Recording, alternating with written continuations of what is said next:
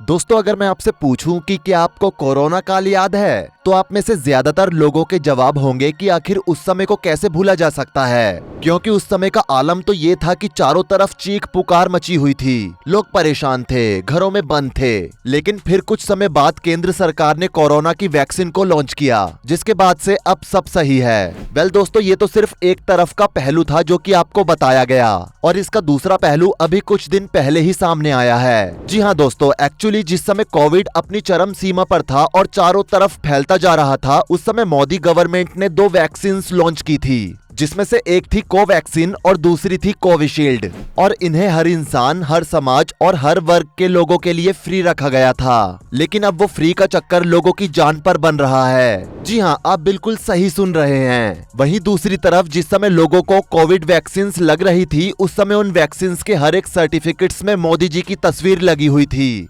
लेकिन जब से उस वैक्सीन से मौत की खबर सामने आई है, तब से मोदी जी की तस्वीर भी हटा दी गई है। तो आखिर क्या है पूरा मामला, आइए जानने की कोशिश करते हैं आज की इस वीडियो में।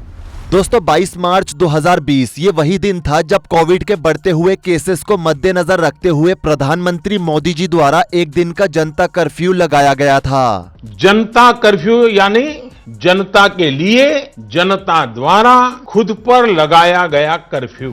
और 2 दिन के बाद यानी कि 25 मार्च से 14 अप्रैल तक 21 दिनों का कोविड के दौरान पहला संपूर्ण लॉकडाउन लगा। पूरे देश में आज रात 12 बजे से संपूर्ण लॉकडाउन होने जा रहा है। और ये लॉकडाउन कुछ सख्तियों के साथ लगातार बढ़ता ही जा रहा था। इसी दौरान जिस देश से ये बीमारी पूरी दुनिया में फैली थी, यानी कि चीन, उसने 24 जून 2020 को कैंसिनो वैक्सीन को लॉन्च किया।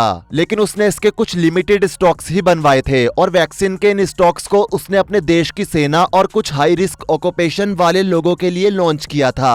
जबकि भारत में 2021 में कोविशील्ड और कोवैक्सीन नाम की 2 वैक्सीन को भारत बायोटेक ने Indian council of medical research, national institute of virology के साथ कोलैबोरेशन करके बनाया था। 16 जनवरी 2021 को एम्स के स्वीपर स्टाफ के एक कर्मचारी मनीष कुमार को कोवैक्सीन की सबसे पहली डोज लगाई गई। बता दें कि जब वैक्सीन लगाने का सिलसिला जारी हुआ, तो उस समय यानी कि साल 2021 में कई लोगों की मौत वैक्सीन लगवाने से हुई। लेकिन उस समय इस बात को ज्यादा तवज्जो नहीं दी गई कि ये मौतें क्यों हो रही हैं, क्योंकि उस समय प्रधानमंत्री जी और देश के कई डॉक्टर्स और साइंटिस्ट का यही कहना था कि ये दोनों ही वैक्सीन पूरी तरह से सुरक्षित हैं। लेकिन वैक्सीनेशन के 3 साल बाद यानी साल 2024 में लोग तो तब हैरान रह गए जब एस्ट्राजेनेका नामक कंपनी ने इस बात को माना कि उनकी इस वैक्सीन के कई साइड इफेक्ट्स भी हैं, जिसके कारण लोगों की जान भी जा सकती है। 29 अप्रैल को एस्ट्राजेनेका ने ब्रिटेन की एक अदालत में माना कि उनकी वैक्सीन से खून के थक्के जमने और प्लेटलेट्स गिरने जैसे साइड इफेक्ट्स हो सकते हैं। जैसे ही ये खबर भारत में आई, तो ये आग की तरह फैल गई। ट्विटर से लेकर यूट्यूब और फेसबुक से लेकर न्यूज चैनल्स तक में ये खबर ट्रेंड करने लगी। और जैसे ही सोशल मीडिया पर यह खबर फैली, वैसे ही सभी लोगों के होश उड़ गए, क्योंकि भारत में लगभग हर किसी को वैक्सीन लगी हुई है। ये पूरा विवाद एस्ट्राजेनेका के ब्रिटिश कोर्ट में अपना जवाब दाखिल किए जाने के बाद सामने आया है। बता दें कि ये फार्मा कंपनी ब्रिटेन में कोर्ट केस का सामना कर रही है। कंपनी ने अदालत में जो दस्तावेज जमा किए हैं, उनमें स्वीकार किया है कि दुर्लभ मामलों में थ्रोम्बोसिस और थ्रोम्बोसाइटोपेनिया सिंड्रोम यानी TTS हो सकता है। इस बीमारी से शरीर में खून के थक्के जम जाते हैं और प्लेटलेट्स की संख्या गिर जाती है। हालांकि इस कंपनी ने कोर्ट में यह भी कहा कि बेहद दुर्लभ मामलों में ऐसा हो सकता है। ऑक्सफोर्ड एस्ट्राजेनेका कोविड वैक्सीन को दुनिया भर में कोविशील्ड और वैक्सजेवियर ब्रांड के नाम से बेचा गया था।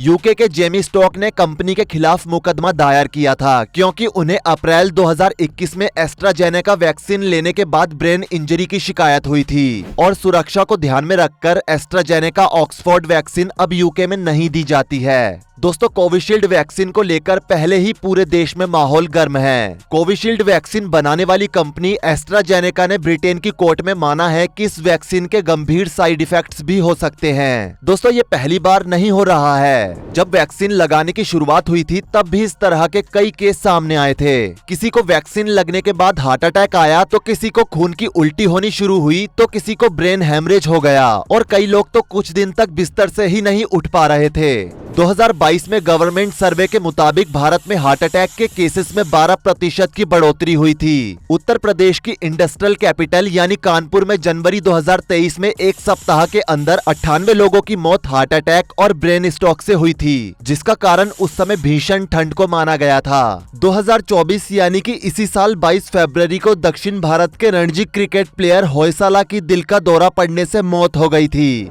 दोस्तों, एक बात जो कि आपने शायद ही नोटिस की होगी वो ये है कि पिछले 3 सालों में भारत में कई युवाओं की मौत दिल का दौरा और ब्रेन स्ट्रोक से हुई है। जैसे प्लेबैक सिंगर कृष्ण कुमार कुन्नथ, जिन्हें केके के नाम से जाना जाता है। इसके अलावा सिद्धार्थ शुक्ला, साउथ सुपरस्टार पुनीत राजकुमार समेत कुछ और भी ऐसे सेलिब्रिटीज हैं जो कि कम उम्र में ही दिल के दौरे का शिकार हो गए। हालांकि इनकी मौत हुए काफी टाइम बीत गया है, लेकिन अब जब कोविशील्ड बनाने वाली कंपनी ने ब्रिटेन की अदालत में इस बात को स्वीकारा है कि इस वैक्सीन के इस्तेमाल से लोगों की बॉडी में ब्लड क्लॉथिंग होना और दिल का दौरा पड़ने जैसी समस्याएं हो सकती हैं, तो ऐसे में अब लोग सोशल मीडिया के जरिए पूछ रहे हैं कि इनकी मौत के पीछे कहीं इसी वैक्सीन का हाथ तो नहीं। अब दोस्तों, जब साइड इफेक्ट्स की कई घटनाएं हो चुकी हैं, कंपनी भी मान रही है कि उसकी वैक्सीन में कुछ कमी रह गई, जिसके चलते 7 मई 2024 को एस्ट्राजेनेका ने दुनिया भर से अपनी वैक्सीन को वापस मंगाने का ऐलान कर दिया है। The AstraZeneca COVID vaccine is being withdrawn worldwide. प्रधानमंत्री मोदी जी उस समय इस बात का दावा किया करते थे कि टीका पूरी तरह से सुरक्षित है, तो क्या अब मोदी जी को ये नहीं बताना चाहिए कि वैक्सीन बनाने वाली कंपनी ने साइड इफेक्ट्स की बात को माना है? अब ऐसे में टीका लेने वाले भारतीयों को क्या करना चाहिए?